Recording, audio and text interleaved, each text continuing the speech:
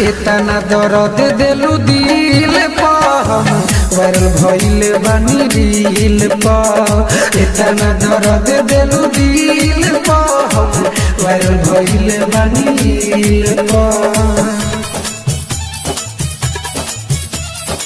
इतना दर्द दिलु दिल पा वायरल भइल बानी रील पा। Mix by AG Recording studio.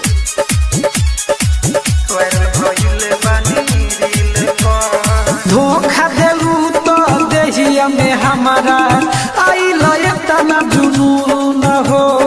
किन के कैमरा लगनी बनावे वीडियो आना धून हो।